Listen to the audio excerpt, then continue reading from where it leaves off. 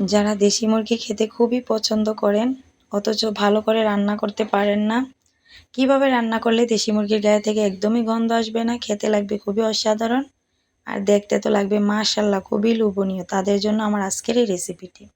আমার recipe follow করলে দেশি মুরগি রান্না করলে একদমই পারফেক্ট হবে, স্বাদ হবে দ্বিগুণ।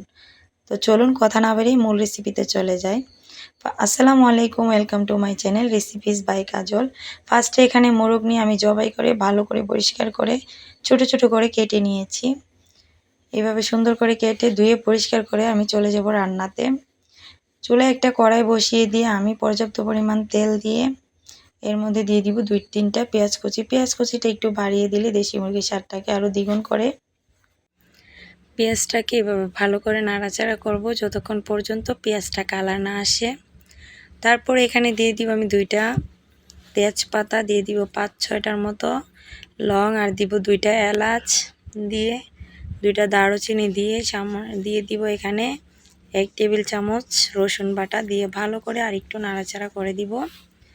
একটু অপেক্ষা করতে হবে রসুন বাটাটা একটু কালার হয়ে আসার জন্য। তো রসুন বাটাটা কালার হয়ে আসলে আমি এখানে দিয়ে দিব 1 টেবিল চামচ গরম মশলা বাটা, 1 টেবিল চামচ আদা বাটা, দিয়ে দিব আমি 1 টেবিল চামচ একদম ভরপুর করে মরিচের গুঁড়া, যেহেতু আমি ঝাল একটু বেশি খাই। 1/2 টেবিল চামচ হলুদের গুঁড়া, 1 টেবিল চামচ মরিচের গুঁড়া, সামান্য পরিমাণে পানি দিয়ে ভালো করে নাড়াচাড়া করে সবগুলো একসাথে মিশিয়ে দিতে হবে। এভাবে মিশিয়ে দিয়ে সামান্য কিছুক্ষণ নাড়াচাড়া করতে হবে, জাস্ট 5 মিনিটের মতো নাড়াচাড়া করে নিলেই মশলাটা একদম পারফেক্টভাবে কষানো হয়ে যাবে। আর মশলার উপর থেকে যখন এরকমভাবে তেল বের হতে শুরু করবে তখন মনে করবেন যে আপনার মশলাটা একদম পারফেক্ট কষানো হয়ে গেছে। এই পর্যায়ে আমি মুরগিগুলা দিয়ে দিব, দিয়ে ভালো করে নাড়াচাড়া করে মশলার সাথে মুরগিটাকে ভালো করে মিশিয়ে দিতে হবে। তো একটু সময় নিয়ে ভালো করে অবশ্যই মিশিয়ে দিবেন যাতে করে মশলাটা মুরগির ভিতরে একদম ঢুকে যায়। এই পর্যায়ে ঢাকনা দিয়ে ঢেকে রেখে দিব 10 মিনিটের মতো। 10 মিনিট পর ঢাকনা খুলে নাড়াচাড়া করে দিতে হবে, একটু ভালো করে কষানো, এভাবে কষিয়ে নিতে হবে কিছুক্ষণ নাড়াচাড়া করে। কিছুক্ষণ নাড়াচাড়া করে যখন একটু ভালো করে কষানো হয়ে যাবে, পানিটা একদমই শুকিয়ে যাবে, এই পর্যায়ে আমি এর মধ্যে সামান্য পানি অ্যাড করে দিব, পর্যাপ্ত পরিমাণে পানি, যেহেতু এটা দেশি মুরগি সিদ্ধ হতে একটু সময় লাগবে। তো সেই জন্য আমি এটার মধ্যে একটু জলের পরিমাণটা একটু বাড়িয়ে দিয়েছি, সিদ্ধ হতে সময় লাগবে। তো এখন ঢাকনা দিয়ে আমি ঢেকে দিব। এর মাঝখান দিয়ে একবার ঢাকনাটাকে উঠিয়ে একটু নাড়াচাড়া করে দিব। এই মিনিট 10-এর মতো ঢাকনাটা খুলে তারপর নাড়াচাড়া করে দিব, করে আবারও ঢাকনা দিয়ে দিব। এবারে ঢাকনাটা খুলে দেখি একদমই পানিটা শুকিয়ে আর একদম পারফেক্ট হয়ে গেছে আমার এই মুরগির রেসিপিটা।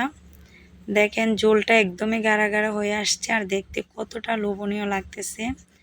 এই কষা মাংসটা দেখতেই অনেক লোভনীয় লাগতেছে, মনে হচ্ছে যে এখনই খেতে মন চাইতেছে। তো এইভাবে সুন্দর করে কষিয়ে একদম লাল লাল করে নিতে হবে, তাহলেই রেডি হয়ে যাবে আমার এই দেশি মুরগির কষা, মানে মাংস কষাটা।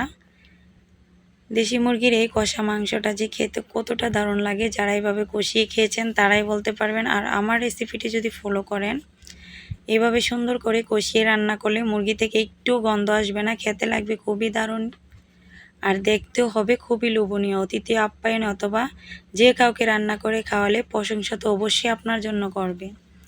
তো দেখেন অনেকটাই লোভনীয় হয়েছে। কিসের সাথে খাবেন? ভাত, পোলাও, রুটি, পরোটা সব কিছুর সাথে এটা খেতে খুব অসম্ভব মজা লাগবে। আমার কাছে তো খুব মজা লেগেছিল এই রেসিপিটা। আপনারা যাদের কাছে আমার রেসিপিটা ভালো লেগেছে অবশ্যই আমার চ্যানেলটিকে সাবস্ক্রাইব করে রাখবেন, নোটিফিকেশন বেল অন করে দিবেন যাতে এরকম ভিডিও ছাড়ার সাথে সাথে সবার আগে চলে যায় আপনার ফোনে। আসসালামু আলাইকুম।